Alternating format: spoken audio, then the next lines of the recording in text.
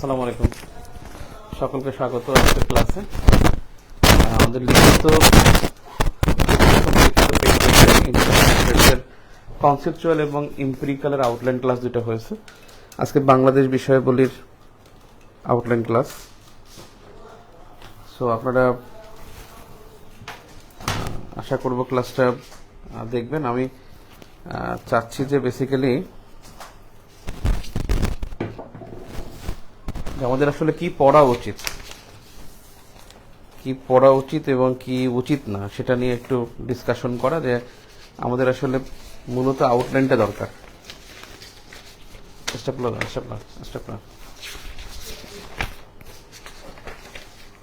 আমার ক্লাসটা একটু লেট হয়েছে, I am sorry.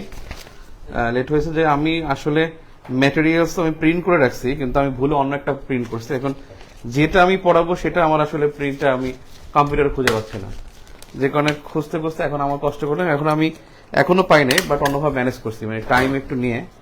I am sorry for that, যে আজকে ভর্তিও বেশি ছিল, যে কারণে একটু ঝামেলা হয়ে গেছে। এই লিঙ্কটা ওই গ্রুপে দেয়, 46 নয়, ঝামেলা হয়ে গেছে।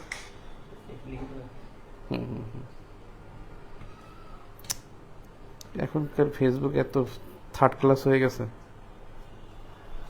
ওকে,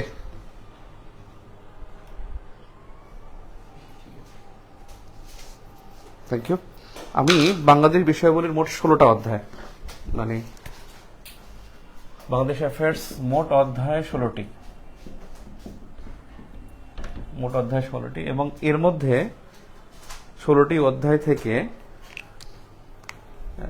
লাইট ঠিক আছে কেন,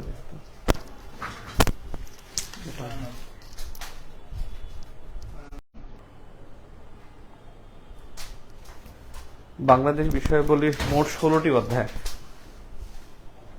এই 16 চ্যাপ্টারের মধ্যে যদি বলেন যে মাস্ট আসবেই এমন কিছু অধ্যায় আছে কিনা, এমন কিছু অধ্যায় যদি বলেন মাস্ট আসবেই, এরকমের অধ্যায় আমি খুঁজে পেয়েছি 4টি অধ্যায় মাস্ট আসবেই। একটা হলো চ্যাপ্টার 16 মুক্তিযুদ্ধ থেকে 20 থেকে 60 পর্যন্ত এসেছে, কোনো বিসিএস 20 থেকে 60 নম্বর এখান থেকে এসেছে। এরপর যে বললেন চ্যাপ্টার 7 অ্যান্ড চ্যাপ্টার 8, সংবিধান ও সরকার ব্যবস্থা এখান থেকে 80, এবং সেটাও 20 থেকে 40 পর্যন্ত এসেছে এ পর্যন্ত। আর একটা যদি বলেন চ্যাপ্টার 9, সেটা হলো মানে বাংলাদেশের ইন্টারন্যাশনাল অ্যাফেয়ার্স, অর্থাৎ বাংলাদেশের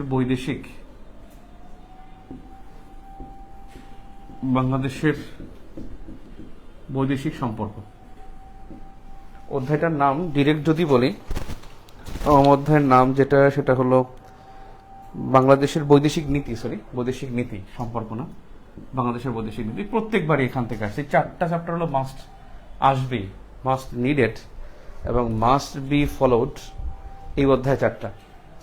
আমি আপনাদেরকে যেটা দেখাবো, আমার বাংলাদেশ বিষয়াবলীর পুরো আউটলাইনটা রেডি করতে আমার 3টা ক্লাস লাগবে, মানে ফাইনালি 3টা ক্লাস লাগবে। এবং এরপরে আমি আপনাদেরকে পিডিএফ যেটা রেডি করব, সেটা আমি আপনাদেরকে পিডিএফটা আমি আপনাদের গ্রুপে আপ করার পরে আমার কাজ হলো যে, যেহেতু টাইম ভেরি মাচ শর্ট, আগে যে টাইমটা ছিল, যেটা আমাদের মিনিমাম 4-5 মাস সময় থাকতো, 150 দিন সময় থাকতো, তখন আমরা কি করতাম, সপ্তাহে 3 দিন করে ক্লাস দিতাম, ছোট ছোট পায়ে হাঁটতাম।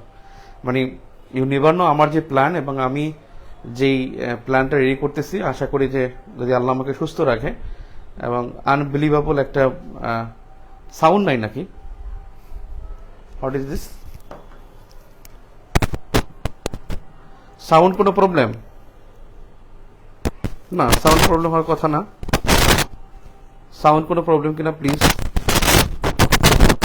হয় না, কষ্ট হয় কিনা, হলে তো ভালো। সাউন্ডের কোনো প্রবলেম আছে কিনা প্লিজ?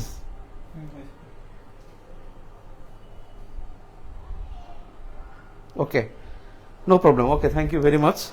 আমি যেটা বলতেছিলাম সেটা হলো যে, আমরা আগে একটা এরকমের একটা পুরো আউটলাইনটা দিয়ে দেবো গ্রুপে। আউটলাইন দেওয়ার পর আমরা ওটাকে কাটসাট করে অধ্যায় ভিত্তিক আগাবো, এবং সেটার জন্য আউটলাইন রেডি করতে আমাদের 3টা ক্লাস লাগবে।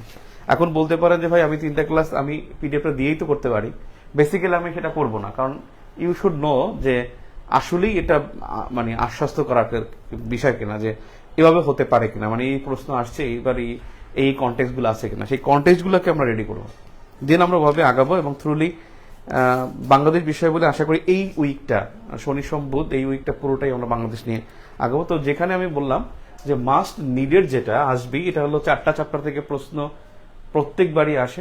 আর একটা যদি বলেন এরপরে যেটা গুরুত্বপূর্ণ সেটা হলো chapter 4th and 6th, chapter 4th and 6th এই চ্যাপ্টার দুইটার গুরুত্ব ভালো। এটা হলো ক্লাইমেট চেঞ্জ সম্পর্কিত বিষয়, এবং ক্লাইমেট চেঞ্জ বা জলবায়ু সংক্রান্ত বিষয় মোস্ট অফ দ্য টাইম এখান থেকে প্রশ্ন আসছে। এবং 4th চ্যাপ্টার এখানে 2-1 বছর মিস হয়েছে, এটা হলো অর্থনীতি। এই অর্থনীতি সংক্রান্ত অধ্যায় হলো নাম্বার 4, এবং এরপরে গুরুত্বপূর্ণ 4th and 6th চ্যাপ্টার। যদি বলেন ভাই এরপরে কনটেক্সট অনুসারে গুরুত্বপূর্ণ কোনটা, আমি বলবো যে এরপরে গুরুত্বপূর্ণ হলো চ্যাপ্টার মানে 1st চ্যাপ্টার, 5th চ্যাপ্টার, তারপরে 14th চ্যাপ্টার। এই চ্যাপ্টারগুলো গুরুত্ব তারপরে বেশি। এরপর 14 না সরি, এটা হলো নারীর ক্ষমতায়ন যে চ্যাপ্টারটা, নারী সংক্রান্ত বা যেটাকে বলে জেন্ডার ব্যালেন্স, সেই সংক্রান্ত অধ্যায় কোনটা, নামটা চ্যাপ্টার 15 চ্যাপ্টার। ও আরেকটা বিষয় গুরুত্বপূর্ণ, এগুলোর চাইতে আমি মাস্ট একটা কথা বলতে পারি যে সব চ্যাপ্টার থেকে কোনো বছর প্রশ্ন আসে নাই। আমি চ্যালেঞ্জ গতবারও 45 আমি বলেছিলাম যে আসবেই যে চ্যাপ্টার থেকে সেটা অবশ্যই আসবে, এবং আসছেও। আশা করি এবারও প্রশ্ন এখান থেকে সম্ভাবনা অনেক বেশি ইনশাল্লাহ। সেই চ্যাপ্টারটা হলো বাংলাদেশের সাম্প্রতিক যোগাযোগ ও প্রযুক্তি গণমাধ্যম, চ্যাপ্টার 12, মানে যেটা প্রযুক্তি আছে। চ্যাপ্টার 12 থেকে মাস্ট আসবে ইনশাল্লাহ। চ্যাপ্টার 12 থেকে প্রশ্ন সম্ভাবনা গতবার আসছে 45 বিসিএস এ আসছে, এবং এবার মাস্ট আসবে ইনশাল্লাহ। এটা হলো প্রযুক্তি চ্যাপ্টার। এই চ্যাপ্টারটা প্রযুক্তি কিন্তু আগে আসতো না, কিন্তু স্মার্ট বাংলাদেশ ডিক্লারেশনের পরে এই চ্যাপ্টারের গুরুত্ব অনেক বেড়ে গেছে। ঠিক আছে, তো আমার এতটুকু সামারি করে আমি এখন অধ্যায় ভিত্তিক চলে যাচ্ছি। তাহলে মোট অধ্যায় 16টা, 200 নম্বরের কোশ্চেন, প্রশ্ন মনে রাখবেন 200 নম্বর। একটুখানি আমি একটা কথা বলি, 200 নম্বরের এখানে পরীক্ষা হবে, আপনি সময় পাবেন 4 ঘন্টা। আপনার এখান থেকে যেটা হয়েছে 35তম বিসিএস এ এবং 36তম বিসিএস এ প্রশ্ন আসছে 5 × 40 = 200 প্রশ্ন আসছে, 200 নম্বর আসছে। 37তম বিসিএস এ এমন হয়েছে যে একটা 15 নম্বর, একটা 5 নম্বর, এরকম প্রশ্ন হয়েছে। 38তম বিসিএস এ এরকমের হয়েছে যে 5, 10, 5 এরকম প্রশ্ন হয়েছে। আবার কিছু প্রশ্ন হয়েছে এরকমের যে 45তম বিসিএস এ খুবই মজার বিষয়, প্রশ্ন হয়েছে 20টা করে, 20 মার্কসের কোশ্চেন, 10টা কোশ্চেন, 20 মার্কসের 10টা = 200। এটা মানে এটা ফার্স্ট এবার টাইম যে এখান থেকে 20 নম্বরের প্রশ্ন আসছে ডিরেক্ট, 5 নম্বরে কোনো কোশ্চেন নাই, শুধুমাত্র টিকা কোশ্চেনটা। আমি এটা গেস করেছিলাম, যারা 45 আমরা ক্লাস করেছেন, আমি কিন্তু ক্লাসে বলেছিলাম যে খাতা দ্রুত দেখার জন্য যত সংক্ষিপ্তভাবে কোশ্চেন করতে পারে ততটা করবে। এটা বাংলাদেশ করুক, ম্যাথ করুক আর বিজ্ঞান করুক, তাড়াতাড়ি খাতা দেখার জন্য। আমার কথাটা আপনাদের মনে আছে কিনা আমি জানি না, এবং আমি অনেকটাই কনফার্ম ছিলাম যে এবার 20 নম্বরের কোশ্চেন আসবে, এবং আলহামদুলিল্লাহ সেভাবেই আসছে যে 20 নম্বরের কোশ্চেন ছিল। আমার মনে হয় এবার তো 1 বছর বিসিএস কি না করে আল্লাহ জানে, যে দেখা গেল যে 20 নম্বরের কোশ্চেন দিল না দিয়ে 40 নম্বরে 2টা অ্যাডজাস্ট করে দিয়ে দিল যে 45, 200, এভাবে হতে পারে, বলা যায় না কি হবে। এবং আমাদের এখানে প্রত্যেকটা মানে ইয়া নিয়ে আমাদের প্রস্তুত থাকতে হবে, মানসিক প্রস্তুতি গ্রহণ করতে হবে। তো ব্যাপারটা হলো যে এমন ছিল যে 40 নম্বরের কোশ্চেন, 5 নম্বরের কোশ্চেন 40টা ছিল, এবং আমি আমার মনে আছে 35 বিসিএস এ আমি 35 বিসিএস এ আমার বাংলাদেশ বিষয়াবলী পরীক্ষার আগে আমি এতটুকু কনফার্ম হয়ে গেছিলাম যে বাংলাদেশ ইন্টারন্যাশনাল এমন কোনো কোশ্চেন আসবে না যেটা হয়তো আমার একেবারে আননোন, যে আমি এক কলমও বসাতে পারবো না। আমি একটা এই করেই গেছি যে ইনশাল্লাহ যা আসুক আমি প্রশ্ন ধরে ধুমাইয়া লিখবো। এবং আমি একটা প্ল্যান করেছিলাম যে 5 নম্বরের কোশ্চেন 6 মিনিট টাইম, 10 নম্বরের কোশ্চেন 12 মিনিট টাইম। আমি ওই ভাগ দিছিলাম, টোটাল মার্কসকে আমি পুরো টাইমকে ভাগ করেছিলাম, যে 15 নম্বরের কোশ্চেন যদি আসে 18 মিনিট টাইম, 20 নম্বরের কোশ্চেন হলে 24 মিনিট টাইম। এভাবে আপনার আগাতে হবে। আপনার এখানে শুধুমাত্র সময়ের খেলা, পৃষ্ঠা ডাজেন্ট ম্যাটার মাছ। আপনার 20 নম্বরের কোশ্চেন 24 মিনিট লিখতে হবে, 24 মিনিটের মধ্যে লেখা শেষ। আলহামদুলিল্লাহ আমি সত্যি কথা বলে আমি 84 পৃষ্ঠা লিখেছিলাম। মানে আপনি বলবেন চাওয়াবাজি মনে হয়, আমাদের সময় A4 সাইজ ছিল, আমাদের সময় লিগ্যাল পেজ ছিল না।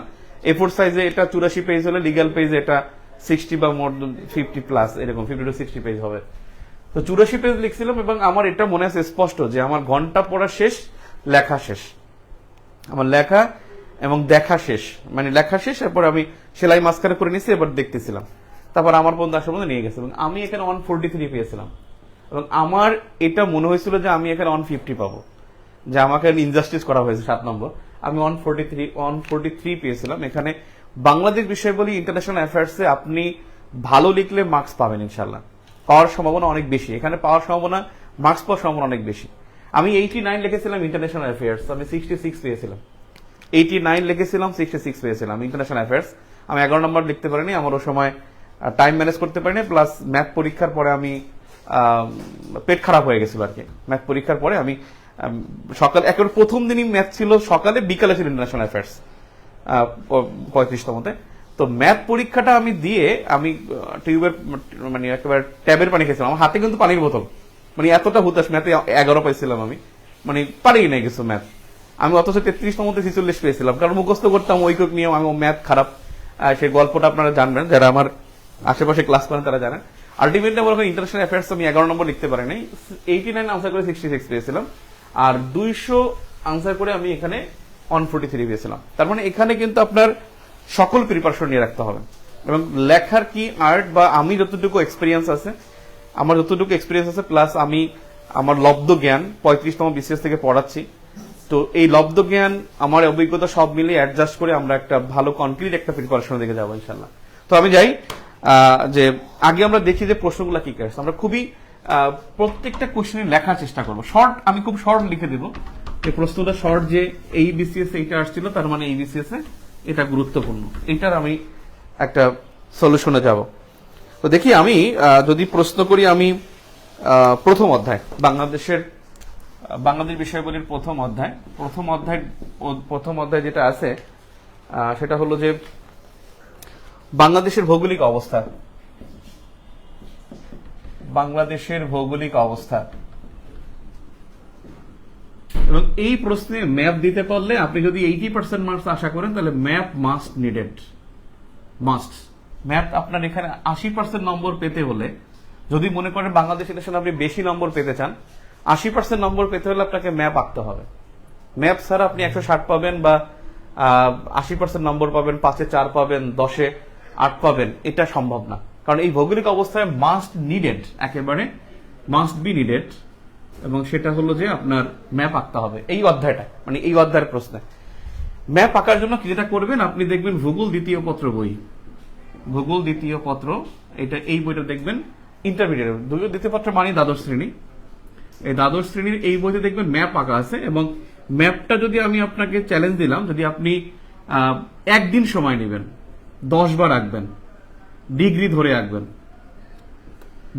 আঁকবেন, এবং এখন 10 দিন মানে 10 বার আঁকবেন একদিনে, এরপরে মাঝখানে আবার একদিন সময় নিয়ে 10 বার আঁকবেন, এরপরে পরীক্ষার আগে 5 বার আঁকবেন, দেখবেন আপনি এখানে ডিগ্রি ধরে সুন্দর করে ম্যাপটা হয়ে যাবে। এখানে এইটা হলো আমার সাপ্লিমেন্টারি তথ্য, এবং এই অধ্যায়ের ভৌগোলিক অবস্থার প্রশ্নের জন্য এই ভূগোল দ্বিতীয় পত্র, এই বইটা টেবিলে থাকলে ভালো, আপনাকে হেল্প করবে। এখন বিষয় হলো যে এখানে কি কি প্রশ্ন আসছে সেটা দেখে নেই। আমি যদি দেখি 45তম বিসিএস এ এখানে কোনো প্রশ্ন আসে নাই, 45তম বিসিএস এ প্রথম অধ্যায় থেকে কোনো প্রশ্ন আসেনি। 44তম বিসিএস, সেখান থেকে প্রশ্ন আসছে কিনা, 44তম বিসিএস এ প্রশ্ন আসছে,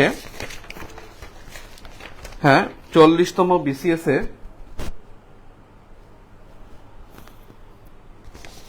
আরে 40তম বিসিএস এ প্রশ্ন আসছে 20 নম্বর। 40তম বিসিএস এ প্রশ্ন আসছে 20 নম্বর। সেই 20 নম্বরের প্রশ্নগুলো কি কি? 1 নম্বর প্রশ্ন, সরিল অর্থনীতি কি, অর্থাৎ ব্লু ইকোনমি কি? সরিল অর্থনীতি কি, ব্লু ইকোনমি কি? আমি এই প্রশ্নটাকে কিন্তু পঞ্চম অধ্যায়ে ফেলাতে পারি, সরিল বাংলাদেশ অর্থনীতি কিভাবে অবদান রাখতে পারে, বাংলাদেশের অর্থনীতিতে 44তম বিসিএস এ, হ্যাঁ 40তম, হ্যাঁ বাংলাদেশের অর্থনীতিতে কিভাবে অবদান রাখতে পারে, ডিডি অর্থনীতিতে সুনীল অর্থনীতি কিভাবে অবদান রাখতে পারে?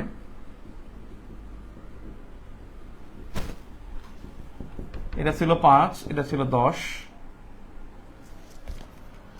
সামুদ্রিক সম্পদ আহরণে বাংলাদেশ সরকারের গৃহীত কার্যক্রম। সামুদ্রিক সম্পদ আহরণে গৃহীত কার্যক্রম বিডি সরকারের ব্র্যাকেটে লেখেন, একটু মিসিং আছে। 40তম বিসিএস এর প্রশ্ন এটা। 43তম বিসিএস এ এখান থেকে প্রশ্ন আসছে 20 নম্বর। 43তম বিসিএস এ 20 নম্বর প্রশ্ন আসছে। 1, বাংলাদেশের ভৌগোলিক অবস্থান কি? বাংলাদেশের ভৌগোলিক অবস্থান কি, মানে ভৌগোলিক অবস্থান কি, আসলে ভৌগোলিক অবস্থান কি বলতে কি বোঝায় তা না, লেখছে ডিরেক্ট কি। অর্থাৎ এখানে ভৌগোলিক অবস্থান বলে ম্যাপটিকে দক্ষিণ এশিয়ার মধ্যে দেখাতে হবে। জাস্ট এরকমের পৃথিবীটা দেখা, এটা নিরক্ষরেখা, সংক্ষেপে পেন্সিল দিয়ে আঁকতে হবে। এটা মূল মধ্যরেখা 0 দক্ষিণ। এখানে এরকমের দুইটা দাগ দিতে হবে, একটা 20 ডিগ্রি উত্তর আর উপর একটা 26 ডিগ্রি উত্তর। এখানে দুইটা দাগ দিতে হবে, এটা 88 ডিগ্রি পূর্ব দ্রাঘিমা রেখা, এটা 92 ডিগ্রি পূর্ব দ্রাঘিমা রেখা। এই জায়গাটা বাংলাদেশ, জাস্ট একটু মেনশন করে দিতে হবে। একটু মেনশন করে দিলেই আপনার বাংলাদেশের অবস্থানটা হয়ে গেছে। এরপরে বাংলাদেশের আশেপাশে কি সেটা লিখে দিলেই চলবে। এটা 5 নম্বরের কোশ্চেন। জাস্ট ওই গোলাকার বৃত্তটা একে দেখাতে পারলে চমৎকার হবে। বরেন্দ্র এলাকা কোন কোন জেলা নিয়ে গঠিত? বরেন্দ্র এলাকা কোন কোন জেলা নিয়ে গঠিত? কোন কোন জেলা নিয়ে গঠিত? নাম্বার 3, বিভিন্ন ভৌগোলিক বিবরণ দেন। বাংলাদেশের বিভিন্ন এলাকার, এই প্রশ্নটা খুবই ট্রিকি ছিল, ভৌগোলিক বিবরণ দিন। এবং এখানে কিন্তু ভৌগোলিক বিবরণ দিন, এখানে একটা জিনিস ভূপ্রকৃতি কিন্তু আসে নাই, ভৌগোলিক বিবরণ আসছে। ট্রোপোগ্রাফিক্যাল ফিচার্স, ট্রোপোগ্রাফিক্যাল ফিচার, ভূপ্রকৃতি সরাসরি লেখা না লিখে এটা আসছে 5, এটা 5, এটা 10। এখানে একটা বিষয় আসছে যে বিভিন্ন এলাকার ভৌগোলিক বিবরণ। আপনি একটা জিনিস দেখছেন যে এখানে আপনি ডেল্টা 2100 প্ল্যান দেখেছেন, মনে পড়ে কিনা? এই ডেল্টা 2100 প্ল্যানে কিন্তু 6টা রিজনকে মেনশন করা হয়।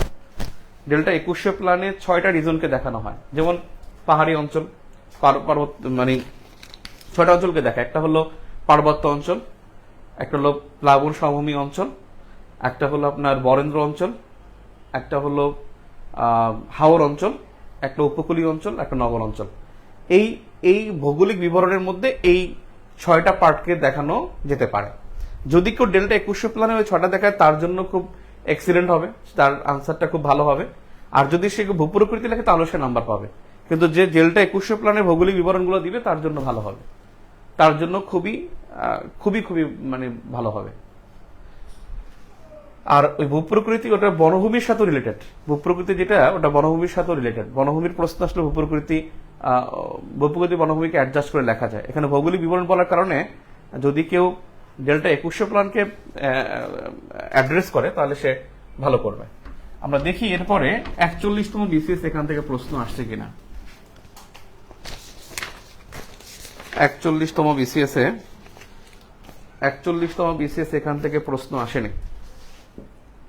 41তমতে প্রশ্ন আসেনি। 40তম বিসিএস দেখি। 40তম বিসিএস এ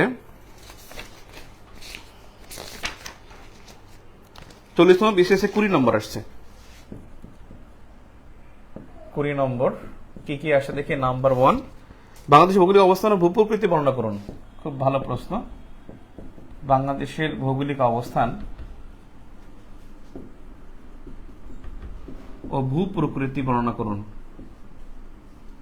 ভূপ্রকৃতি, এটা 10 নম্বর ছিল।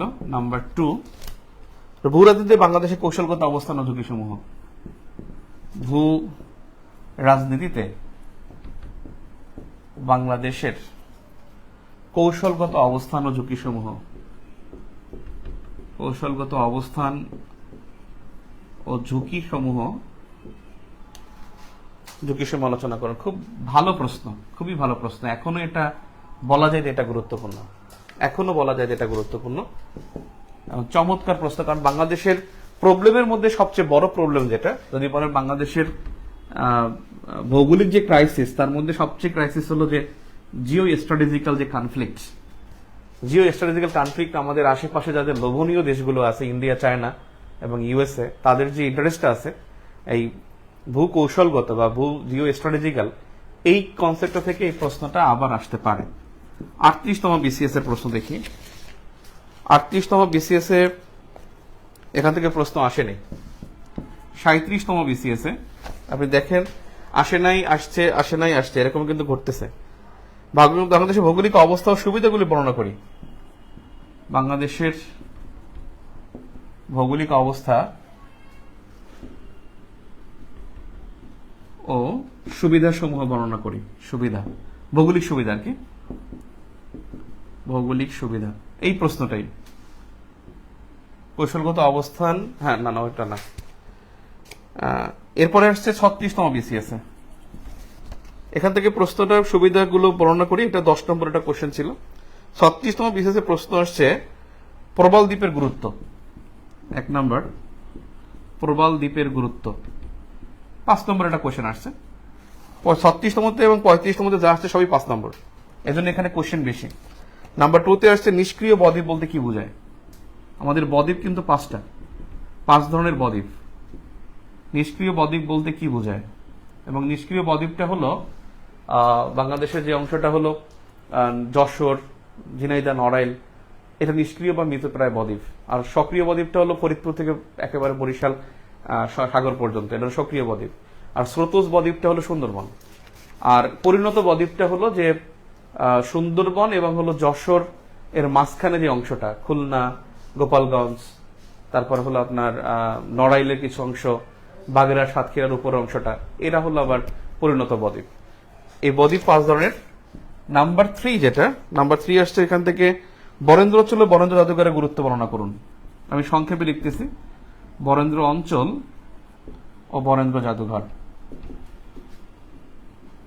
জাদুঘরের গুরুত্ব বর্ণনা করুন। এখান থেকে 3 5 15, 5 × 3। আর 35তমতে আসছে মাত্র 5 নম্বর। 35তমতে 5 আসছে মাত্র, সেটা হলো রার জনপদের গুরুত্ব। আটকে গেছে নাকি? রার জনপদের সংক্ষিপ্ত বিবরণ। এটা আমার মনে আছে, আমি ম্যাপ এঁকে দেখাইছিলাম। রার জনপদের সংক্ষিপ্ত বিবরণ, সংক্ষিপ্ত বিবরণ। রার জনপদটা যে বাংলাদেশটাকে এঁকে আমি এখানে দেখাইছিলাম, যেটা বাংলাদেশের উত্তর পশ্চিম অঞ্চলের বাইরে, এখানে রার অঞ্চল ছিল, যেটা বাংলাদেশের মধ্যে না, প্রাচীন বাংলার মধ্যে ছিল। এই হলো আপনার হিস্ট্রি এই অধ্যায়ের। এখন দেখেন এই হিস্ট্রির মধ্যে আপনার কোন বিষয়গুলো গুরুত্বপূর্ণ। দেখেন আমি যদি বলি, আপনি একটা জিনিস আমি এখান থেকে যদি বলি, সেটা হলো বাংলাদেশের ভৌগোলিক অবস্থান মাস্ট আপনাকে জেনে যেতে হবে। একে 5 নম্বরের কোশ্চেন, জাস্ট যদি আপনি ম্যাপটা এঁকে যদি দেখেন, অথবা যদি পুরো গ্লোবাল বিশ্বটাকে যদি ওরিয়েন্টাল অঞ্চল দেখেন তাও হবে, লিখে দিতে হবে ওরিয়েন্টাল অঞ্চল দক্ষিণ এশিয়া, এটা লিখতে হবে। বাংলাদেশ ইন্ডিয়ান প্লেটে অবস্থিত, সেটাও লিখতে হবে। কিন্তু আপনি ভৌগোলিক অবস্থানের ক্ষেত্রে আপনি অক্ষরেখা, দ্রাঘিমাংশ, অক্ষাংশ, এরা এই ছবিটা এঁকে জাস্ট উপরে কিছু কথা, নিচে কিছু কথা, আর বাংলাদেশের উত্তরেকে, পূর্বকে, পশ্চিমেকে, দক্ষিণেকে, সেটা যদি আলাদা করে একটা ম্যাপ আঁকা যায় তাহলে আরো ভালো। আপনি এখানে 6 মিনিট টাইম পাবেন। 6 মিনিট কিন্তু একেবারে আহামরি কম শব্দ, মানে কম সময় না, অনেক সময়। এই গোলকটা আঁকতে লাগবে সর্বোচ্চ 30 সেকেন্ড, গোলকটা আঁকতে সর্বোচ্চ 30 সেকেন্ড লাগবে। এরপর ম্যাপটা যদি পারেন 2.5 মিনিটে ম্যাপ আঁকার প্র্যাকটিস করতে হবে। যদি 2.5 মিনিটে প্র্যাকটিস থাকে তাহলে ম্যাপটা এঁকে দিলেন এবং উত্তর পশ্চিম লিখে দিলেন, আর ভিতরে লিখতে হবে না।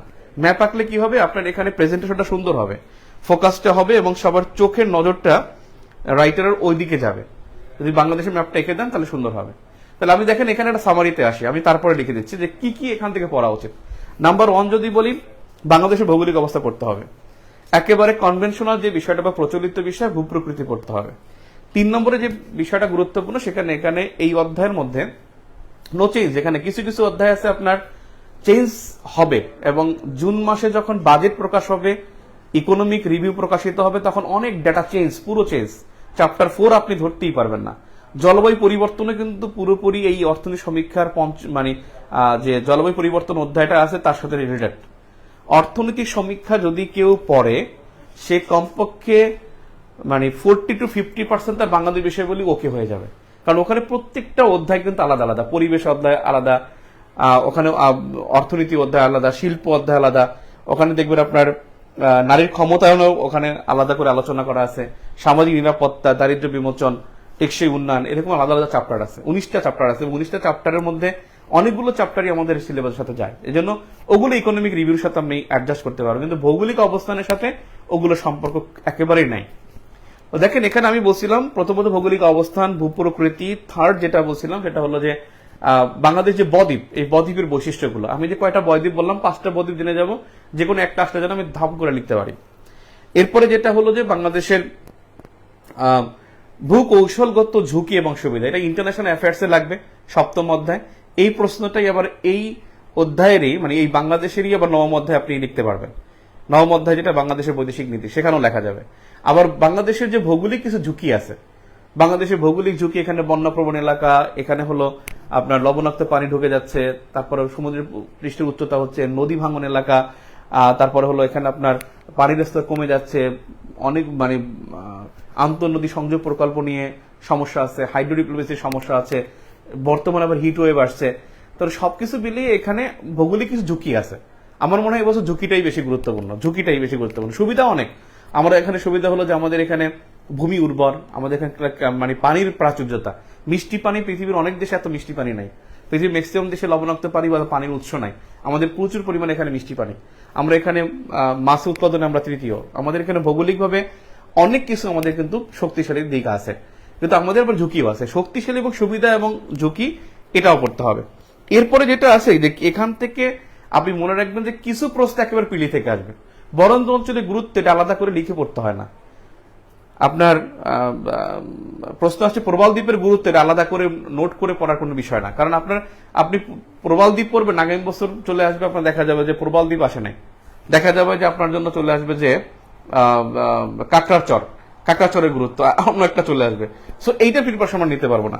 তো এই কয়েকটা একটা হলো যে আমাদের জন্য বেশি গুরুত্বপূর্ণ আরেকটা বিষয় হলো যে ব্লু ইকোনমি, এই জন্য ব্লু ইকোনমির বিষয়টা আমাদের পড়তে হবে। তার মানে আমি এখন সামারি রেডি করি যে আমাদের আসলে কোন কোন বিষয়গুলো এখান থেকে প্রথম অধ্যায়ের জন্য মাস্ট আমরা দেখব।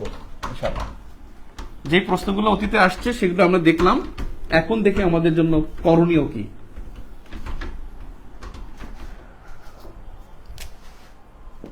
বিসমিল্লাহ, যা পড়ব। নাম্বার 1 নম্বরে হলো বাংলাদেশের ভৌগোলিক অবস্থান।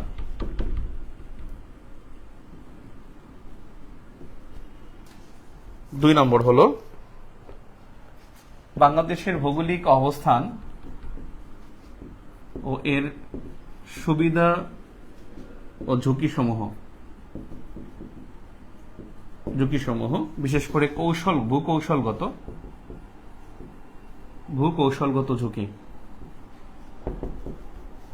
নাম্বার 3 বাংলাদেশের ভূপ্রকৃতি।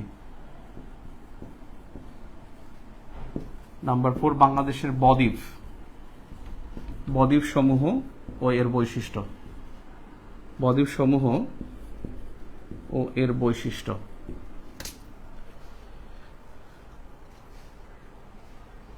ব্লু ইকোনমি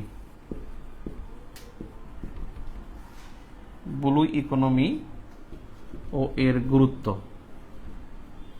বাংলাদেশের জন্য গুরুত্ব, কর্মসূচি, এবং যেহেতু ব্লু ইকোনমির জন্য কিন্তু আইপিও ঘোষণা করেছে, ইন্দো প্যাসিফিক আউটলুক ঘোষণা করা হয়েছে 2023-তে। এটা যদিও আমাদের আইপিওটা ইম্পর্টেন্ট, ওটা ইন্টারন্যাশনাল অ্যাফেয়ার্সের জন্য গুরুত্বপূর্ণ। ব্লু ইকোনমি তো আপনার পড়ে যেতেই হবে। ব্লু ইকোনমি কিছু কনসেপ্ট আছে, ব্লু ইকোনমি, গুড গভর্নেন্স, টেকসই উন্নয়ন, এগুলো সবসময় পড়ে যেতে হয়। পর্যটন, আবার বলি ব্লু ইকোনমি, টেকসই উন্নয়ন, পর্যটন, গুড গভর্নেন্স, এগুলো রচনায় আসে, এসেতে আসে, কম্পিটিশনে আসে, ইন্টারন্যাশনাল আসে, বাংলাদেশে আসে। এইসব হলো চিরসাম্প্রতিক। এই চিরসাম্প্রতিক ইস্যুগুলো আপনার সবসময় পড়ে রাখতে হবে। তার মানে ব্লু ইকোনমি এর গুরুত্ব এবং এর কর্মসূচি, কি কর্মসূচি গ্রহণ করছেন, সেখানে আইপিওর একটা শর্ট ডিসক্রিপশন থাকবে, কিন্তু আইপিওর একটা বিগ ডিসক্রিপশন ইন্টারন্যাশনাল অ্যাফেয়ার্সে আসতে পারে।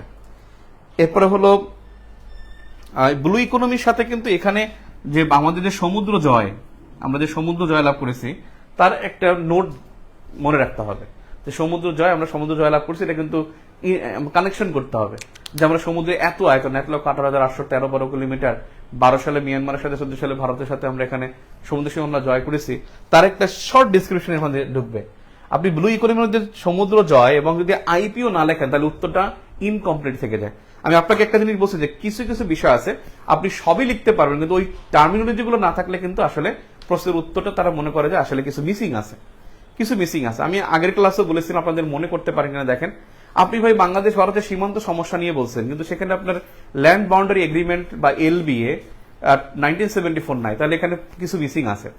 আপনি ধরেন নারী অধিকার নিয়ে লিখছেন, সেখানে সিলো সনদটা নাই, তার মানে কিছু মিসিং আছে। আপনি ক্লাইমেট চেঞ্জ নিয়ে অনেক লিখছেন, কিন্তু অনেক পড়ছেন, কিন্তু এখানে রিও কনফারেন্স 1992 নাই, তার মানে মিসিং আছে।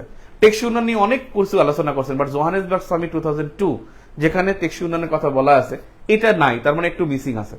এখানেও যদি আপনি ব্লু ইকোনমি লিখছেন কিন্তু আপনি সমুদ্র জয়টা নাই, তার মানে মিসিং আছে। আপনি ইন্দো প্যাসিফিক আউটলুক 2023 তে যেটা ঘোষণা করছে এটা নাই।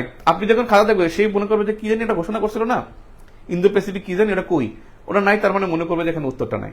আমি একটা গল্প বলি, গল্পটা এরকমের, এটা আগের ক্লাসও বলছি যারা 30-45 দিয়েছেন। গল্পটা এরকমের ছিল যে আমি এরকমের গল্পটা ছিল যে রাজশাহীতে গিয়েছিলাম আমি। রাজশাহী নিউ গভর্নমেন্ট ডিগ্রি কলেজের একজন প্রফেসর, নাম আমার এখন মনে নেই, অনেক মোসলা ছিল, মোচ ছিল এবং চোখ দুটো বড় বড় আর ছোট্ট চিকন চশমা, যে কলমের মধ্যে ঢুকায় যে চশমাটা, তো এটা 2016-17 কথা। তো আমি রাজশাহী শাখার আমাদের পরিচালক আমার আইকন প্লাসে, আমার অ্যাডমিশন কোচিং আইকন প্লাস, সেখানে গেছিলাম কি যেন একটা কাজে। তখন সেই ভাই আমাকে ওখানে নিয়ে গেছে, তো ওনার একটা কাজ স্যারের সাথে, তো স্যার খাতা দেখতেছিল। খাতা দেখে নিয়ে একটা প্রশ্নে উনি 2 মার্কস দিয়েছিলেন। প্রশ্নটা 2 মার্কস দিয়েছেন, এটা আমি দেখছি যে 2 দিয়েছেন। এখন কি খাতা দেখছে, কার খাতা, কোন পরীক্ষার খাতা আমি জানি না। তো উনি কি করছেন, উনি চোখ অনেক বড় বড় এবং চিকন চশমা পড়তেন, তা উনি এরকম করে তাকাইতো, মানে ভয়ানক চেহারাটা একটু ভয়ানক এবং খুব ভরাট কণ্ঠ। তখন আমরা বসে আছি দুজন, বসে থাকার পর হচ্ছে যে দেখে খাতা দেখে উনি এবার কি করছেন, রিপিট করতেছেন। রিপিট করে তিনি একটা নামের নিচে আন্ডারলাইন করেছেন, যে ওখানে নাম্বার লিখেছিলেন ডক্টর মমতা ব্যানার্জি। এবং ডক্টর মমতা ব্যানার্জি তখন আসলে বেশ 15, 16, 17 বেশ আলোচিত নাম, বাংলাদেশের জন্য আরো আলোচিত, তিস্তা চুক্তি টুক্তি নিয়ে। তখন তিনি এই ডক্টর মমতা ব্যানার্জির নিচে দাগ দিলেন। দাগ দিয়ে উনি বলছেন যে মমতা ব্যানার্জি কি ডক্টরেট করা, খুব জোরে বলছেন, মমতা ব্যানার্জি কি ডক্টরেট করা, মানে ভরাট কণ্ঠ নিয়ে বলছেন। আমি তো তাকাই আছি, আমি তো মানে ভয়ে মানে তাকে জি স্যার, জি স্যার, মানে সে যে কথা বলছে তাকে আমি জাস্ট রেসপন্স করছি জি স্যার। আর জি স্যার বলছে, সে কি মনে করছে কে জানে, সে আন্ডারলাইন করে সে টিক দিয়ে এখানে এই 2 কেটে পাস দিচ্ছেন। দ্যাট মিনস এটা বোঝা গেল যে তিনি কোশ্চেনের মধ্যে নামটা খুঁজতেছিলেন। অর্থাৎ কিছু কিছু বিষয় আছে যে টার্মিনোলজি গুলো যদি না থাকে তাহলে আপনার কিন্তু এখানে একটু মিসিং থাকে। আপনার পার্সোনা নন গ্রাটা প্রশ্নটা আসছে, পার্সোনা নন গ্রাটা এটা আপনার কোথায় আছে, ভিয়েনা কনভেনশন 1961 আছে। এই আপনি এখানে সব বিবরণ দিলেন, বাট ভিয়েনা কনভেনশন 1961টা নাই। দ্যাট মিনস এটা যদি থাকে তাহলে প্রশ্নের একটা পূর্ণাঙ্গ একটা কনসেপশন আপনার, মানে পূর্ণাঙ্গ একটা মাইন্ডসেট হবে। আর যদি এটা শব্দটা না থাকে তাহলে মাইন্ডসেটটা কিন্তু থাকবে না। আপনি অনেক পৃষ্ঠা লিখছেন, বাট এরকমের কিছু টার্মিনোলজি না থাকলে উত্তরটা হবে না। তো এই জন্য বললাম যে এখানে সমুদ্র সীমা জয় এবং ব্লু ইকোনমির মধ্যে ইন্দো প্যাসিফিক আউটলুক রাখতে হবে। এবং আমি বললাম চির সাম্প্রতিক বা চির একটা গুরুত্বপূর্ণ কয়েকটা টপিক, যে টেকসই উন্নয়ন, গুড গভর্নেন্স, ব্লু ইকোনমি, পর্যটন শিল্প, এগুলো রচনায় এসে বাংলাদেশ ইন্টারন্যাশনাল সব জায়গায় এখানে আসে। এরপরে আমি দেখি নাম্বার 6। নাম্বার 6 যদি বলি, এখানে যদি ভৌগোলিক বিষয় বলছে সেটা হলো যে আমি এটা আগে আমি গুরুত্ব দেই নাই, এখন আমি গুরুত্ব দেব, সেটা হলো বাংলাদেশের জলবায়ুর বৈশিষ্ট্য। বাংলাদেশের জলবায়ুর বৈশিষ্ট্য, কারণ ভৌগোলিক বিষয়ের সাথে জলবায়ুর একটা সম্পর্ক আছে। এই জন্য জলবায়ুর বৈশিষ্ট্যটা মানে শর্ট পড়ে যেতে হবে, কারণ এখানে একটা হিট ওয়েভ চলছে, যার জন্য এখানে একটু পড়ে যেতে হবে। আমি যদি এখানে ইম্পর্টেন্স খুঁজি, আমার কাছে যদি বলা হয় এখানে পড়ার মতো বিষয় হলো নাম্বার 5 আর নাম্বার 2, এই দুইটা হলো পড়ার মতো বিষয়। আর এটা তো পড়তে হয় ভৌগোলিক অবস্থা, সেজন্য ভূপ্রকৃতি না পড়ে গেলে আবার কেমন হয়, এই হলো বিষয়। 3 নম্বর স্টার হলো 2 এবং 5, এই দুইটার স্টার 3টা করে স্টার।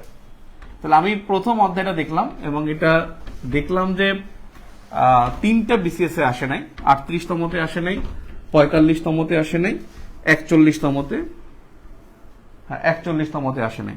এই 3টা বিসিএস এ প্রশ্ন আসে নাই, আর বাকি 6টা বিসিএস এ প্রথম অধ্যায় থেকে প্রশ্ন হয়েছে।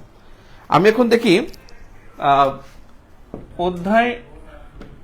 অধ্যায় দ্বিতীয় ও তৃতীয়, এই দুইটা অধ্যায়, দ্বিতীয় এবং তৃতীয় অধ্যায় আমি আপনাদেরকে একটু বলে রাখি। আপনাদের আমার যে রিটেন ব্যাচ 2050 টাকায় এই কোর্সের এটা 15 তারিখ পর্যন্ত আমি বৃদ্ধি করছি, এই নোটিশ আপনারা পাবেন।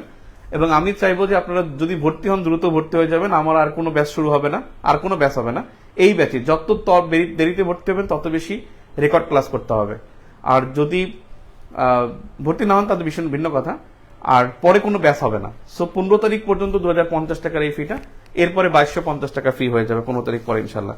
আর ভর্তি এখানে এখনো যেমন 45তম রিটেন ব্যাচ এখনো ভর্তি হয়, ওই যে রেকর্ড ব্যাচ থাকে, রেকর্ড ক্লাস মনে করে এখনো তারা ভর্তি হয়। ভর্তি আপনি যে কোনো সময় হতে পারবেন এবং গ্রুপটা আজীবন থাকবে, ক্লাসগুলো আজীবন রেকর্ড থাকবে, এই হলো বিষয়। এবং মাত্র 2050 টাকায় 300 নম্বরের কোর্স, এবং এটা খুব অ্যামেজিং একটা আপনাদের জন্য একটা অ্যামেজিং একটা সুযোগ। সো এটা আপনারা রিসিভ করতে পারেন ইনশাল্লাহ। তো দ্বিতীয় এবং তৃতীয় অধ্যায়ে আসি। দ্বিতীয় এবং তৃতীয় অধ্যায় এবং ভর্তির জন্য আপনারা 017706868 এই নম্বরে যোগাযোগ করলে হবে। ফোন ধরতে না পারলে মেসেজ দিবেন। এবার আসি নাম্বার 2। এখানে হচ্ছে কি, আমি দ্বিতীয় এবং তৃতীয় অধ্যায় একত্রে লিখতেছি কারণ এখানে জনসংখ্যা এবং সংস্কৃতি দুইটার সাথে একই সাথে রিলেটেড, এই জন্য আমি আলাদা করি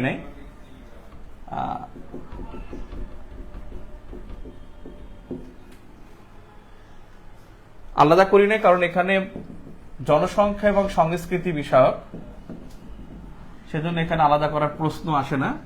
এবং দ্বিতীয় এবং তৃতীয় অধ্যায়, এই অধ্যায়ের প্রশ্নগুলো একটু বিদঘুটে, কিন্তু প্রশ্ন কিন্তু অল্টারনেটিভ থাকে না। 45তম বিসিএস ও অল্টারনেটিভ ছিল না, তার মানে প্রশ্ন আসলে লিখতে হবে, কোনো অল্টারনেটিভ নাই। আমরা দেখি 45তম বিসিএস এখান থেকে প্রশ্ন, 45তম বিসিএস এখান থেকে প্রশ্ন আসছে কিনা। 45তম বিসিএস এখান থেকে 20 নম্বর একটা প্রশ্ন আসছে, 45তম বিসিএস এ 20 নম্বর। এবং আপনারা জানেন 45তমতে একটা করে প্রশ্ন আসছে, যার মানে 20 নম্বরের কোশ্চেন পার অধ্যায় একটা করে প্রশ্ন আসছে। যে 45তমতে সামাজিক অস্থিরতা বলতে কি বোঝায়, সামাজিক অস্থিরতা বলতে কি বোঝায়।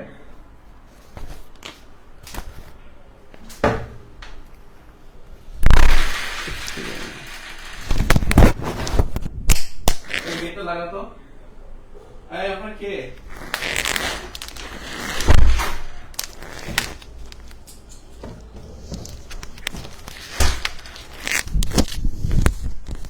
লাগাই না, সাউন্ড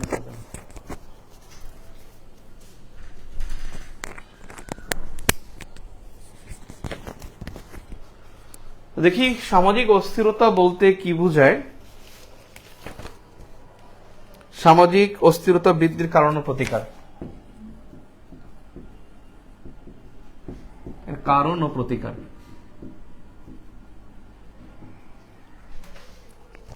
আমি যদি দেখি 40তম বিসিএস এখান থেকে অনেক প্রশ্ন আসছে।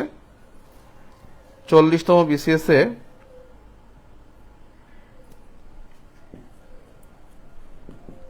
40 নম্বর প্রশ্ন আসছে, 40 নম্বর দুইটা অধ্যায় থেকে আসছে।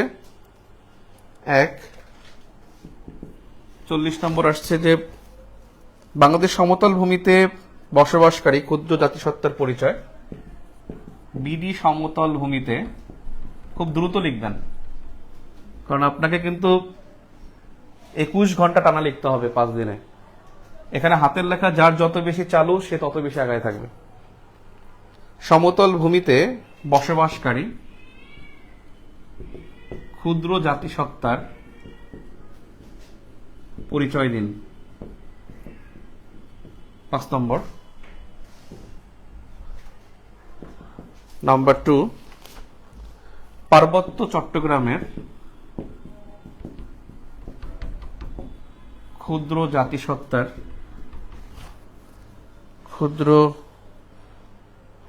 জাতিসত্তার সংস্কৃতির বৈশিষ্ট্য,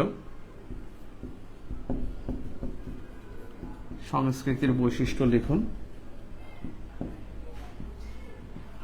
এটাও 5 নম্বর, না এটা 10 নম্বর, এটা 10। সাঁওতাল অথবা গারো, সাঁওতাল অথবা গারো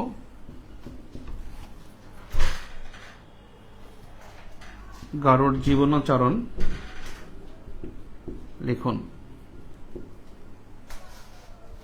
40তমতে এটা আসছে। তারপরে আরেকটা স্লটে প্রশ্ন আসছে 44তমতে,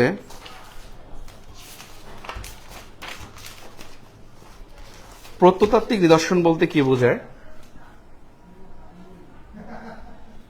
এটা 1 নম্বর, 2 নম্বর। প্রত্নতাত্ত্বিক নিদর্শন বলতে কি বোঝায়? প্রত্নতত্ত্ব মানে হলো পুরাতত্ত্ব, যেটা হলো আবিষ্কার করা হয়, পুরাতন তত্ত্ব যেটা আবিষ্কার করা হয়। আর পুরাতন যে তত্ত্বগুলো আছে ওগুলো স্থাপত্য, যেগুলো পুরাতন যে তত্ত্বগুলো যে আছে, মানে যেগুলো স্থাপনাগুলো আছে ওগুলো স্থাপত্য। আর প্রত্নতত্ত্ব হলো যে স্থাপনা না, কিন্তু আবিষ্কার করা হয়েছে, পুরাতন তত্ত্ব আবিষ্কার করা হয়েছে, সেটা হলো প্রত্নতত্ত্ব। নাম্বার এখান থেকে আসছে যে ওয়ারী বটেশ্বরের পরিচয় দিন। ওয়ারী বটেশ্বরের পরিচয় দিন, এটা 10 নম্বরের প্রশ্ন আসছে। এটা নিয়ে সবাই হাসাহাসি করছে। ওয়ারী বটেশ্বরের পরিচয় দিন, পরিচয় দিন। আরেকটা আছে প্রত্নতাত্ত্বিক পর্যটন আকর্ষণের গুরুত্বপূর্ণ উপাদান। প্রত্নতত্ত্ব পর্যটন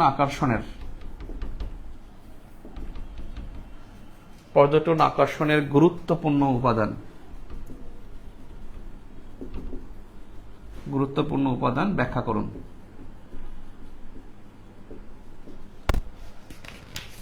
40তমতে প্রশ্ন আসছে বেশি।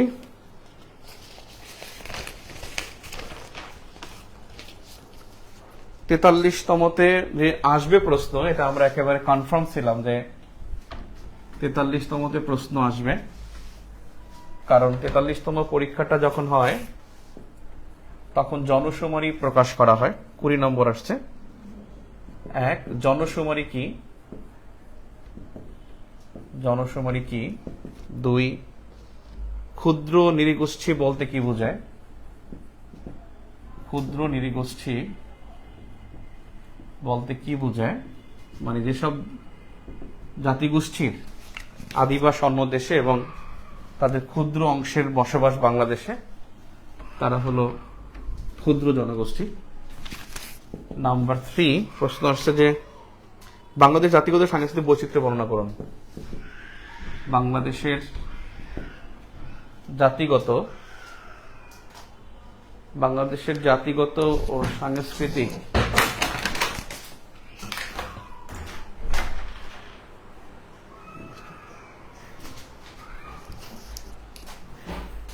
বাংলাদেশের জাতিগত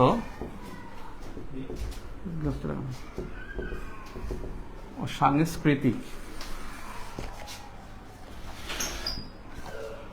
সাংস্কৃতিক বৈচিত্র্য বর্ণনা করুন।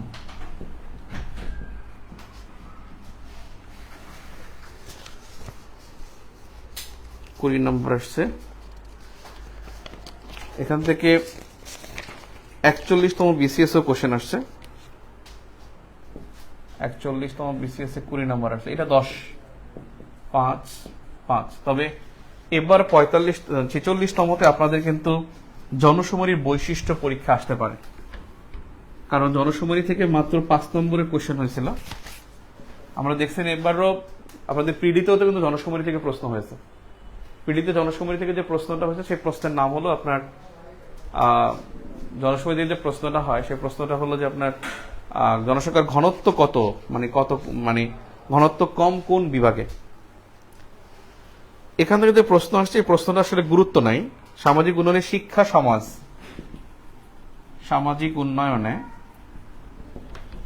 শিক্ষা সমাজ ও অর্থনীতির সম্পর্ক আর লেখার দরকার নেই, কারণ এই প্রশ্ন আর সেম প্রশ্ন আর সেম ভাবে রিপিট হওয়ার কোনো চান্স নাই। এইটা খুব গুরুত্বপূর্ণ। 2 নম্বর কোয়েশ্চেনটা এখনো গুরুত্বপূর্ণ। সেটা হলো বিপুল সংখ্যক জনগোষ্ঠীকে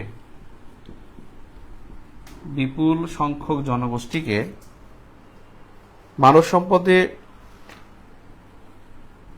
সম্পদে কিভাবে রূপান্তর করে অর্থনীতিতে ভূমিকা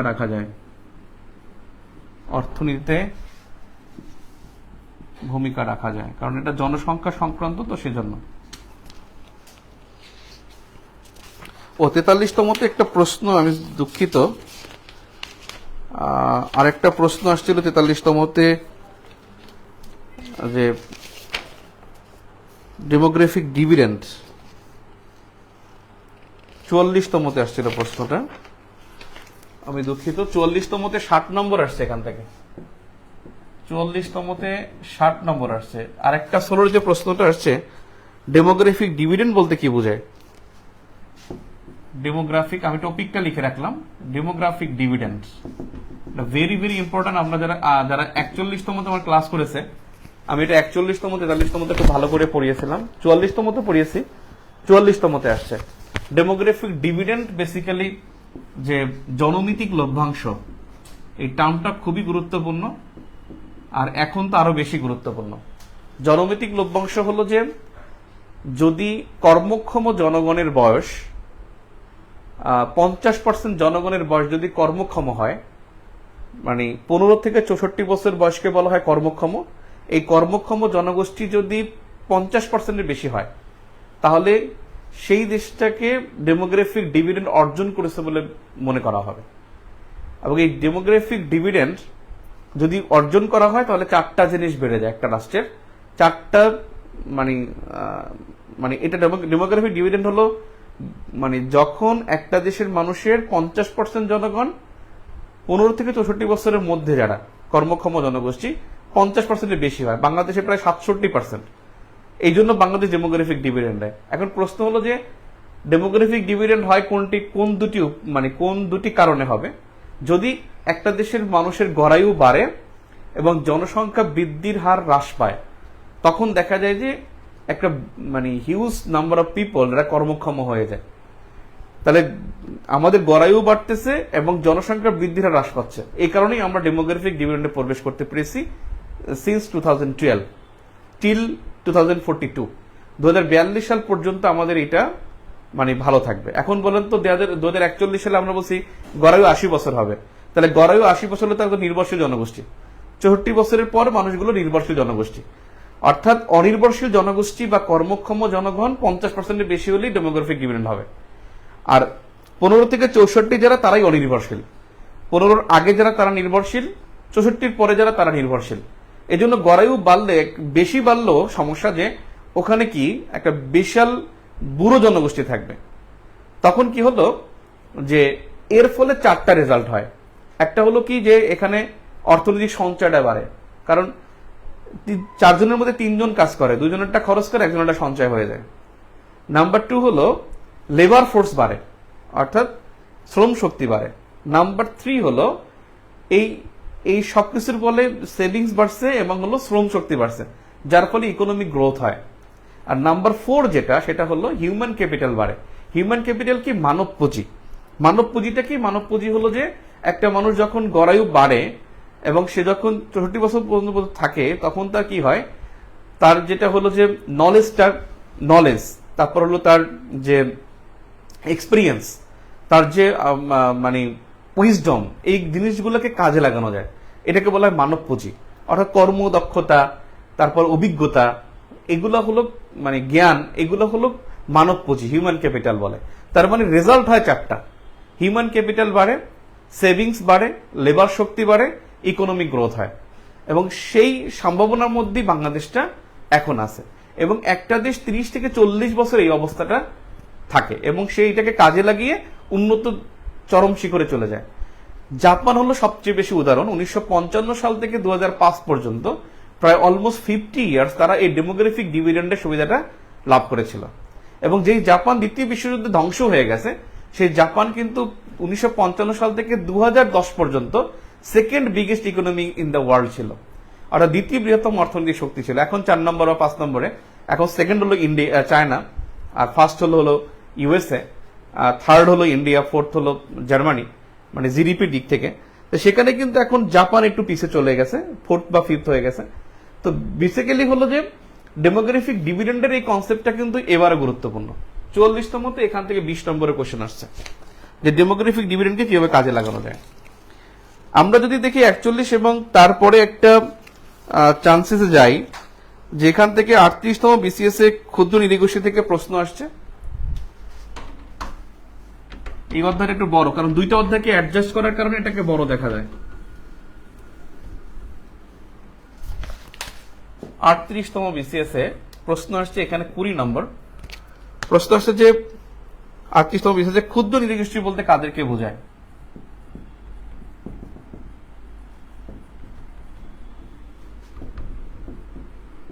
খুব রিদম নিয়ে ক্লাস করবেন। আপনি মনে রাখবেন যে আর পিলে টিকবেন কেন নিশ্চয়তা নাই, এরকমের একেবারে হার্ড অ্যান্ড সোল এবং সিরিয়াসলি ট্রাই করবেন, তাহলে দেখবেন আপনার জন্য বিসিএস জার্নিটা খুব ইজি হয়ে যাবে। বিডি সামাজিক ও অর্থনৈতিক উন্নয়নে, বিডি সামাজিক ও অর্থনৈতিক উন্নয়নে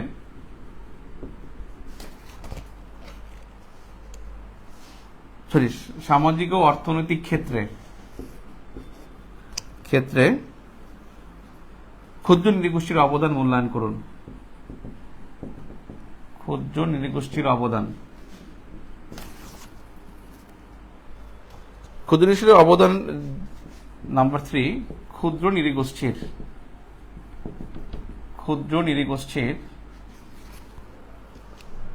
জীবনধারা উন্নয়নে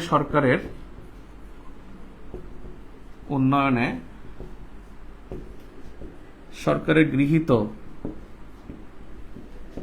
কর্মসূচি কি?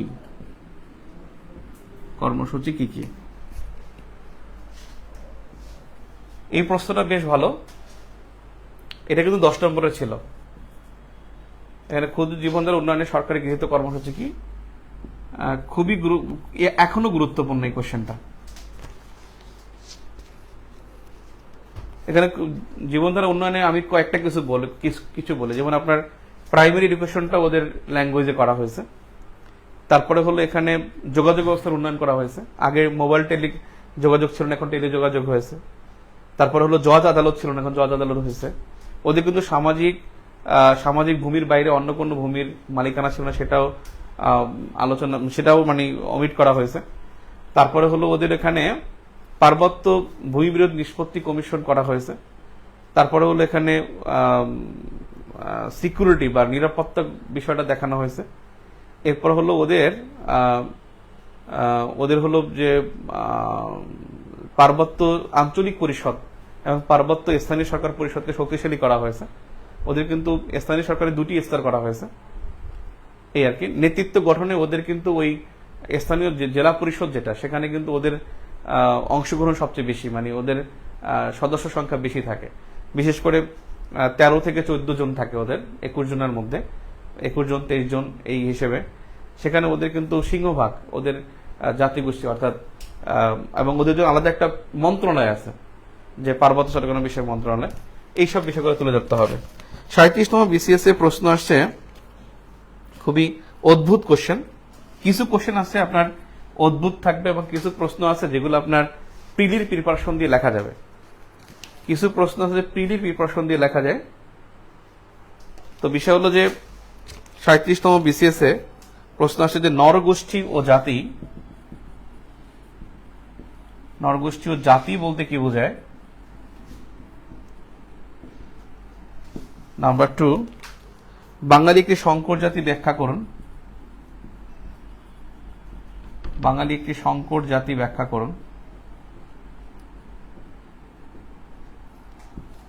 নাম্বার 3, চাকমাদের সামাজিক ও সাংস্কৃতিক জীবনের বর্ণনা।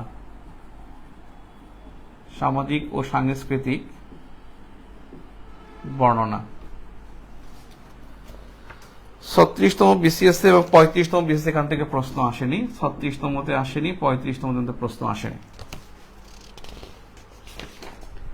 এখন বিষয় হলো যে প্রথম 2বার কিন্তু এখান থেকে প্রশ্ন হয়নি। কিছু প্রশ্ন আছে এখান থেকে আপনার আদৌ দরকার নাই, মানে প্রিপারেশনের দরকার নাই। কিন্তু উপজাতি থেকে কিন্তু দেখেন প্রশ্ন কিন্তু যতবারই আসছে উপজাতি কিন্তু বা ক্ষুদ্র নৃগোষ্ঠী কিন্তু অন্তর্ভুক্ত করা আছে। তো সেক্ষেত্রে জনসংখ্যা থেকে প্রশ্ন আসলে আপনি এখানে একটা বিষয় নিতে পারেন, সেটা হলো সমাজবিজ্ঞান দ্বিতীয় পত্র যদি কারো কাছে বইটা থাকে, সমাজবিজ্ঞান দ্বিতীয় পত্র যারা দ্বাদশ শ্রেণীর, এখানে উপজাতি অংশটা যদি একটু পড়ে ফেলেন তাহলে খুব ভালো প্রিপারেশন হয়ে গেল। কারণ উপজাতি এখানে আসার সম্ভাবনা কিন্তু 80 থেকে 90%, যে এখান থেকে উপজাতি থেকে কোশ্চেন হতে পারে। এবং উপজাতির জন্য দ্বাদশ অধ্যায়ের যে প্রথম তৃতীয় চতুর্থ অধ্যায়, দ্বিতীয় তৃতীয় চতুর্থ অধ্যায়, ওখানে কিন্তু উপজাতি সংক্রান্ত একটা আলোচনা বা বিবরণ দেয়া আছে। ওই জায়গাটা যদি পরে সমাজ দ্বিতীয় পত্র, তাহলে এখান থেকে ভালো একটা হেল্প পাবেন। এখন বিষয় হলো যে আপনি এখান থেকে কি পড়বেন আসলে, এখন এই অধ্যায়ের জন্য গুরুত্বপূর্ণ কি হতে পারে। আমি যদি আপনাকে বলি যে এখান থেকে গুরুত্বপূর্ণ কি কি, এতক্ষণ আলোচনার মাধ্যমে আপনি বুঝতে পারছেন যে কি দরকার। এখান থেকে একটা বিষয় মিসিং, যে জনসংখ্যা সংস্কৃতির মধ্যে এখানে শিক্ষা এবং স্বাস্থ্য এই দুইটা বিষয় কিন্তু খুবই মিসিং। শিক্ষা এবং স্বাস্থ্য কিন্তু এই অধ্যায়ের অংশ। তার মানে এখন পর্যন্ত এখান থেকে শিক্ষা স্বাস্থ্য সংক্রান্ত প্রশ্ন আসেনি, তা আমরা প্রমাণ পেলাম। প্রথমত যেটা, সেটা হলো এখান থেকে জনশুমারির প্রশ্ন গুরুত্বপূর্ণ। জনশুমারি 2022 বেশ গুরুত্বপূর্ণ। কমিউনিটি ক্লিনিক, এটা কিন্তু জাতিসংঘ থেকে একটা রিকগনাইজেশন পেয়েছে 2023 সালে এবং 22 সালে। তো সেক্ষেত্রে কমিউনিটি ক্লিনিক এখানে খুব গুরুত্বপূর্ণ একটা অবস্থা থাকবে, এখানে রাখতে হবে। আর একটা হলো শিক্ষা সংক্রান্ত তথ্য কিন্তু এখানে আসে নাই। তো নতুন যে শিক্ষা কারিকুলাম, এটা এই অধ্যায়ের অংশ। আমি বললাম যে বিগত কোশ্চেন আপনি দেখছেন, কিন্তু একেবারে মোস্ট ইম্পর্টেন্ট 2-3টা টপিক কিন্তু এর সাথে রিলেশন একেবারেই নাই। তো সেক্ষেত্রে আমরা এর বাইরে যেগুলো বিগত যেগুলো আসছে, সেখানে জনশুমারির বৈশিষ্ট্য এখানে খুবই গুরুত্বপূর্ণ। এরপরে উপজাতি সংক্রান্ত তথ্যগুলো তো পড়তে হবে। মানব সম্পদ, এটা কিন্তু অনেক সেন্সিটিভ একটা ইস্যু বাংলাদেশের জন্য। মানব সম্পদ ইস্যুটাও কিন্তু এখানে গুরুত্বপূর্ণ। তো আমি যদি বলি এখানে যে আমি যদি সাজেশনটা তৈরি করি যে দ্বিতীয় অধ্যায় এবং তৃতীয় অধ্যায়ের জন্য আমাদের কি পড়তে হবে, সাজেশনটা রেডি করে ফেলি যে যা পড়বো ইনশাল্লাহ। নাম্বার ওয়ান হলো 2022 জনশুমারির বৈশিষ্ট্য। জনশুমারির বৈশিষ্ট্য, এবং এটার অনেকগুলো মানে ক্যারেক্টারিস্টিক্স আছে, যে অন্যান্য সময়ের জনশুমারি থেকে এই জনশুমারিটা মানে কিছু ইনফরমেশন চেঞ্জ হয়েছে। যেমন জনসংখ্যার ঘনত্বে সবচেয়ে বেশি ছিল বান্দরবান, এখন রাঙামাটি। একটা সময় ছিল শিক্ষার হার বরিশাল, এখন শিক্ষার হার ঢাকা। এরকম অনেকগুলো চেঞ্জ আসছে। এই চেঞ্জিং গুলোই বৈশিষ্ট্যের মধ্যে পড়ে যাবে। মানে গ্রামের বসবাসের এবং জনসংখ্যার যে তারতম্য, এটা হয়েছে। জনসংখ্যা বৃদ্ধির হার অনেক হ্রাস পেয়েছে, 1.12%, যেটা আগে ছিল 1.37%। তো এইরকমের কিছু বৈশিষ্ট্যগুলো এখানে তুলে ধরতে হবে। নাম্বার 2 যেটা, সেটা হলো এই অধ্যায়ের মধ্যে মানব সম্পদ। মানব সম্পদ ইস্যুটা যে এটা কিভাবে মানব সম্পদে পরিণত করা যায়, মানব সম্পদের বৈশিষ্ট্য কি কি, এবং মানব সম্পদের জন্য সরকারের গৃহীত পদক্ষেপগুলো বেশি আসে। যেমন পদক্ষেপ বাংলাদেশ NSDA প্রতিষ্ঠা করেছে, ন্যাশনাল স্কিল ডেভেলপমেন্ট অথরিটি। এটা যদি না লেখেন তাহলে এটা কিন্তু কি হয়ে যাবে, মিসিং হয়ে যাবে। আপনি অনেক কিছু লিখবেন, চাপাবাজি করবেন, কিন্তু এটা কিন্তু চাপার মূল ইয়ে হলো NSDA, national skill development authority. এরপরে হলো এখান থেকে আবারও যেটা দরকার, number 3, demographic dividend versus demographic burden. যে জনসংখ্যা কখন বোঝা এবং জনসংখ্যা সম্পদ, বা জনমিতিক লভ্যাংশ এবং জনমিতিক বোঝা, এই দুটার মধ্যে পার্থক্য কি। অর্থাৎ ডেমোগ্রাফিক ডিভিডেন্ড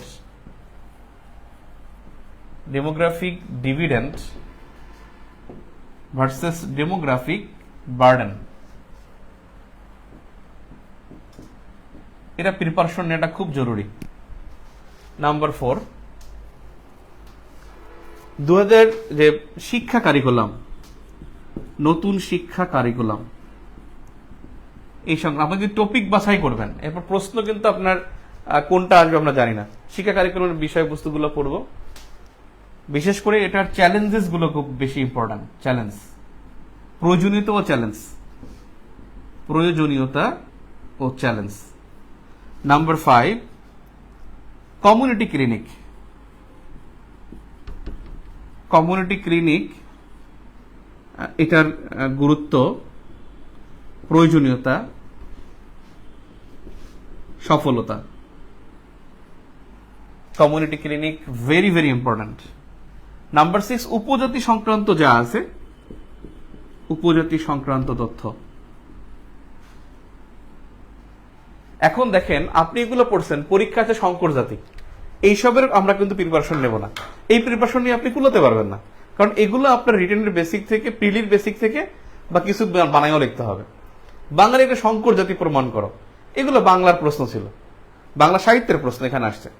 তো এইসবের কোনো কিন্তু ইয়া নাই প্রিপারেশন। সামাজিক অস্থিরতা কি, এগুলো আপনি এরকমের করে আপনি পড়তে পারবেন না, কারণ এরকমের বিষয় কিছু থাকবে। অ্যাবনর্মাল কোশ্চেন আপনি মনে রাখবেন, আপনি 1 লাখ পৃষ্ঠাও যদি পড়েন, আপনি ওখানে দেখবেন 30% কোশ্চেন আপনাকে বানায় লিখতে হবে। আপনি যদি কিছু নাও পড়ে যান, 30% কোশ্চেন এমনিতেই পারবেন। ব্যাপারটা বুঝতে পারছি? কিচ্ছু পড়ে যান নাই, আপনি এমনি 30% কোশ্চেন ফাটাই লিখতে পারবেন। 30 to 40% কোশ্চেন এমনি পিডি প্রিপারেশন দিয়ে লিখে আসতে পারবেন। আর যদি অনেক পড়েও যান, তারপর আপনার 30% ল্যাকিংস থেকে যাবে। তো উপজাতি সংক্রান্ত তথ্য, এটা ওই যে অধ্যায়টা সমাজবিজ্ঞান দ্বিতীয় পত্র বইটা, ওখান থেকে পড়বেন। এছাড়া যদি বলেন আপনি, আমি এখানে আর গুরুত্বপূর্ণ কিছু পাচ্ছি না। ঠিক আছে, ঠিক আছে। তো রাত্র 12টা বেজে গেছে। 12টার পর আমার একটা আমি ইয়া করেছি, যে প্রতিজ্ঞা করেছি 12টার পর থাকবো না, 11টার পরেই থাকবো না, এই জন্য 9:30টায় ক্লাস এসে। আজকে আমি ক্লাসটা দেরিতে শুরু করছি, কারণ অনেক ভর্তি হয়েছে, তাদের অ্যাডজাস্ট করতে হয়েছে, আর আমি ফাইলটা হারাই গেছিল, যার জন্য ইয়া। তবে আগামী সোমবার আপনাদের 9:30টায় ক্লাস থাকবে ইনশাল্লাহ। সোমবার 9:30টা থেকে একেবারে 12টা পর্যন্ত ক্লাস থাকবে ইনশাল্লাহ। 2.5 ঘন্টা করে, 2 থেকে 2.5 ঘন্টা করে ক্লাস হবে। আর এক্সট্রা ক্লাস আমি এ সপ্তাহে দেবো না, অর্থাৎ 3 দিন ক্লাস তো থাকবেই, 4 দিন, শনি সোম বুধ শুক্র রাত 9:30টায় ক্লাস থাকবেই ইনশাল্লাহ। আর যেমন শনিবার সকালবেলা আমি সবার বন্ধ থাকে, শুক্রবার সকালবেলা বন্ধ থাকে, আমি এই সময় এক্সট্রা ক্লাস নেবো ইনশাল্লাহ, এবং খুব দ্রুত শেষ করার চেষ্টা করব। আর আপনাদের যে অফলাইনে পরীক্ষা হবে, ওইটার কোর্স ফি হলো, যারা রিটেন কোর্সে আছেন তাদের 1500 টাকা, আর যারা শুধু অফলাইন পরীক্ষা দিবেন ফার্মগেট এসে, তাদের জন্য হলো 2000 টাকা। এবং সম্পূর্ণ কর্ণফুলী কাগজ এবং A3 কাগজ, যেটা মানে লিগাল পেজে পরীক্ষা হবে, একেবারে পিএসসি কোশ্চেনের খাতার মতো ওই খাতায়, এবং ফ্লেভারটা ওরকম ভাবে কোশ্চেন স্ট্যান্ডার্ড থাকবে এবং ভালো মূল্যায়ন হয়। সো আপনারা যদি অফলাইন পরীক্ষা দেন, ফার্মগেট যদি এসে পরীক্ষা দিতে পারেন, 13টা পরীক্ষা হবে, তাহলে আপনারা ল্যাকিংস গুলো বের করতে পারবেন। অধ্যায় ভিত্তিক পরীক্ষা, মডেল টেস্ট পরীক্ষা এগুলো হবে। সো সকলকে আহ্বান জানাবো, যারা আসলে প্রিলির রিটেন প্রিপারেশন নেবেন, সত্যি 46তম রিটেন পরীক্ষা সিরিয়াসলি দিবেন, তাদেরকে বলবো আমার কোর্সে অ্যাড হয়ে যেতে পারেন। এর চাইতে বেস্ট অপরচুনিটি পাবেন না। বাংলাদেশে কোনো প্ল্যাটফর্ম নাই যেখানে নাইম ভাইয়ের আপনি 60 থেকে 70টা বা তারও বেশি ক্লাস আপনি পাবেন ইনশাল্লাহ, এবং অনেক ভালো করে শিখতে পারবেন আশা করি। এইগুলো আপনার ভাইবাতেও কাজে লাগবে, পরবর্তী পিড়িতেও কাজে লাগবে, এবং রিটেনও কাজে লাগবে। আমি খুবই স্টুডিয়াস, এবং এটা আমি খুব গর্ব করে বলি, আমি খুব পড়াশোনা করে ক্লাসে আসি। আমি পড়তে না পারলেই আমি একটু টাইমটা ঘুরাই দেই, যে 9:30 ক্লাস একটু 10টায়, কারণ আমি আধা ঘন্টা একটু পড়বো, ভালো একটা লেকচার দেবো। সো আপনারা ভালো কিছু পাবেন ইনশাল্লাহ। আমার আর একটাই সমস্যা, যে শিডিউল ফাঁসায়, এবং অনেক কমে গেছে এটা। 41তম তো অনেক ফাঁসাইতাম, এই ক্লাস 7টায় 10টায় এরকম ফাঁসাইতাম, তো এটা অনেক কমে গেছে ইনশাল্লাহ। অনেক প্রফেশনাল হয়ে গেছে, কারণ এখন বয়সও হয়ে গেছে, আর আগের মতো অন্যান্য কোচিংও আমি পড়াই না, শুধুমাত্র অনলাইনে পড়াই। সো আমার মনে হয় বেস্ট সার্ভিসটা পাবেন, এবং যারা ক্লাস করেছে তাদের কাছে জিজ্ঞেস করে নাইম ভাই ক্লাস কেমন। এবং পরীক্ষার সময় একটা কথা আমি সবসময় বলছি, যে পরীক্ষার সময় মানে কলম থামবে না ইনশাল্লাহ। নাইম ভাইয়ের প্রত্যেকটা মানে কথাগুলো আপনার মাথা খালি বাজবে, এবং দেখবেন ধুমায়া কলম চলতেছে। যারা ক্লাস করবেন, আমি চ্যালেঞ্জ সে কমপক্ষে 90% ইফোর্ট মানে অ্যাপ্লিকেশনটা আপনি পরীক্ষার হলে খাতায় দিতে পারবেন। ঠিক আছে, তো সকলকে অসংখ্য ধন্যবাদ, এবং আপনাদের আমার 1000-এর উপরে হয়ে গেছে, এবং আপনাদের এই রেসপন্সের কারণে আমি আসলে কৃতজ্ঞ।